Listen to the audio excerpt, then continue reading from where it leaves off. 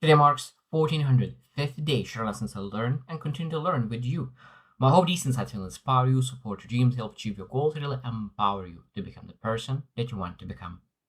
Today I speak about how to become more spontaneous. I think that's such a beautiful thing.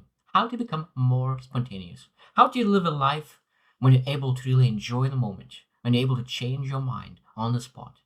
I think that it's very, very important to have a vision, pursue that vision, but sometimes to get outside of the regular path and enjoy the life, enjoy the nature, enjoy different things is very important to be more adventurous and be more spontaneous.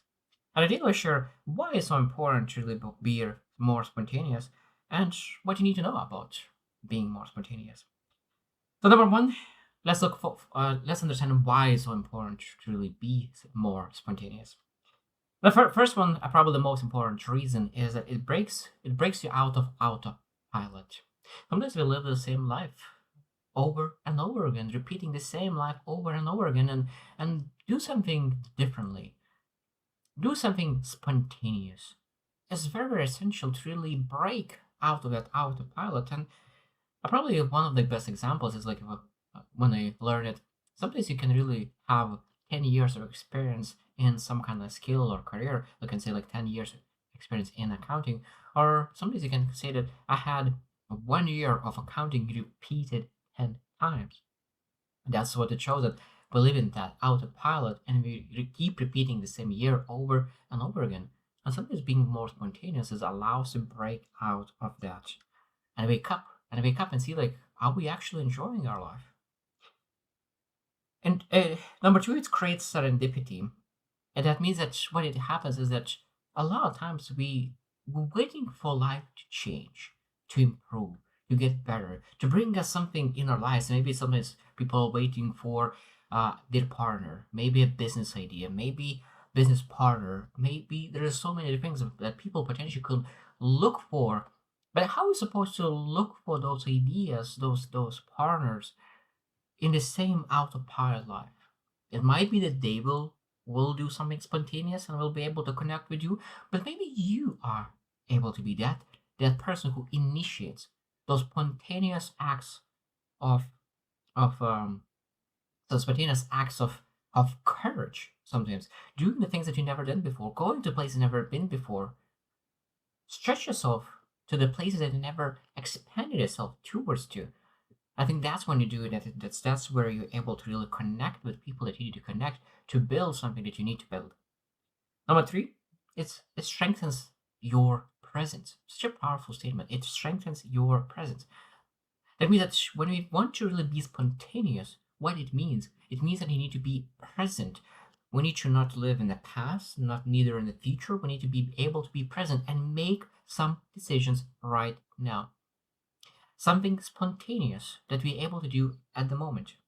When you're spontaneous, you're able to really enjoy this moment to the fullest. Because I said that if your body is in one place, but your mind is in the other place, you will not be able to do anything spontaneous at that moment. And that's when we're able to teach ourselves how to be more present. And that's again leads to inner peace, inner joy, meaning, joyfulness, and there's so many good things.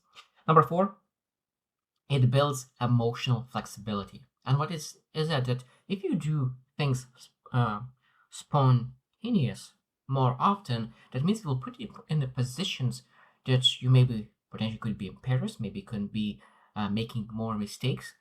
And because you experience with yourself, you start to be aware what triggers you, what doesn't trigger you. You understand yourself better. You build emotional flexibility and emotional regulation because now you understand yourself better.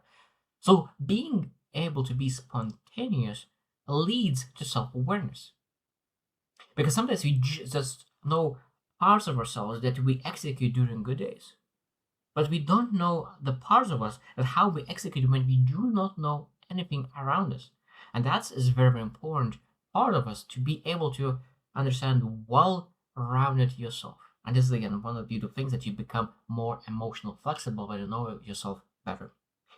Number five, it sparks joy and aliveness. This is just very simple. When you are spontaneous, it brings more emotions. It could be a joy, it could be happiness, it could be despair sometimes when you made a massive mistake. because spontaneous will not lead just to benefits. Sometimes it will lead to losses. But I think that it's still, if you make a loss, it's still aliveness. You feel more alive, and I think that's feeling more alive is, I guess, a massive benefit because sometimes you can really live a comfortable life and still feel dead inside. And I think that when we're able to be spontaneous, more adventurous, we bring aliveness into our life.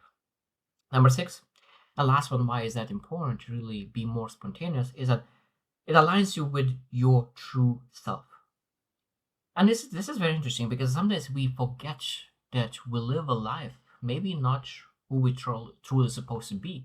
When you are spontaneous and try new things, you might be that you will end up trying something that is truly your gift, your dedication, your commitment, what's supposed to be. And you, by being spontaneous, you're able to really find what is really truly aligning with true you.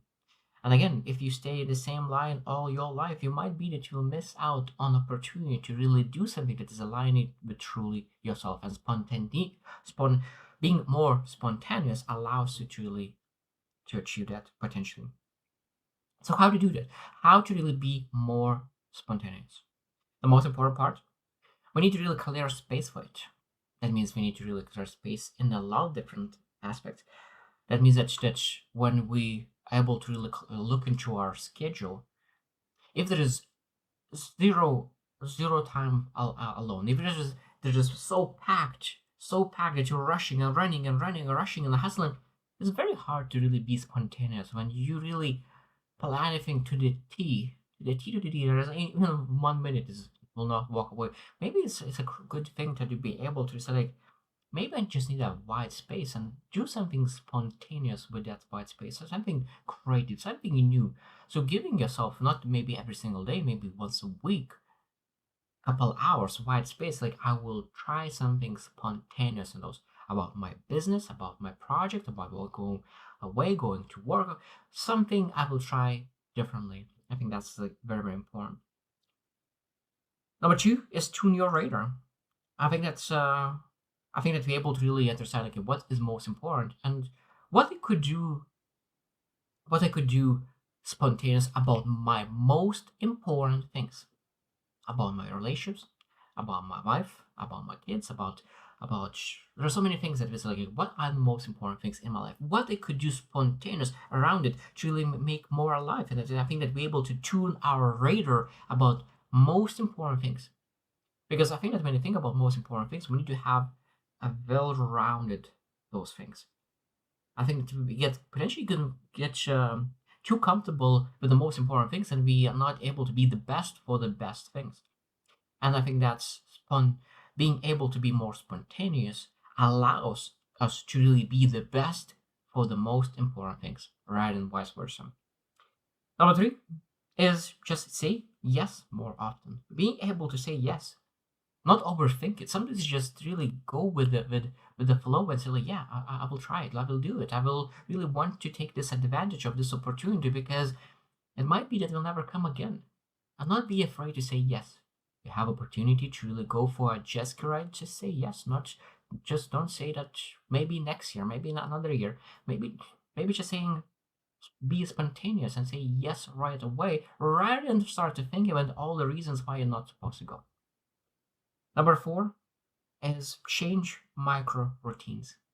And this is a place where you potentially could really say, okay, like going to a coffee shop, the same coffee shop all the time. Maybe you're able to go to another one. Maybe you have a route that you're going to work. Maybe you're going different route. What micro routines could you change to be more spontaneous in that way as well? You don't need to really make a massive spontaneous move in life to really be more spontaneous. Something starts from small things, and when you're comfortable with small things, then you can add up, become more spontaneous. And the last thing, no, last two things. Number five is embrace imperfections. That means that when you really are spontaneous, that means that you didn't plan everything out. You don't know exactly how everything will look like. You do not have control of all things. That means that there'll be more mistakes, but that's totally fine. I think that when we're able to be spontaneous, we allow ourselves to be more imperfect, and that's all fine. I think that embracing imperfection is a good thing. because it allows to show that I'm humble, I'm able to learn, I'm able to improve, I'm able to embrace my imperfections, and that's the beautiful things when we are more spontaneous. The last one is trust the pull. Trust the pull. That's a beautiful thing. That when you really have a pull to try something new, when you have a pull to really evolve in a certain way, when you have a pull to really look into a business idea, when you have a pull to really towards a person, to a partner, like what is that pull? Is that pull is beneficial? Is that pull would be potentially a vision in the future if it for everything turns out well? The best case scenario, if you have everything in place, if you have courage, confidence, would you pursue it? And if yes, just go for it. Just go for that spontaneous courage to do something that is pulling you towards it. So I hope you reflect as well. What was the last time you did for the first time? What was the last time you did something spontaneous? Knowing that there's so many benefits of doing something spontaneous. I'm guilty of that. Like a lot of times, I get in routines, I build routines, I run those routines, and sometimes bringing in more spontaneous things. I think is very, very important to live more joyful and alive life. So I hope you choose to win, and see you tomorrow.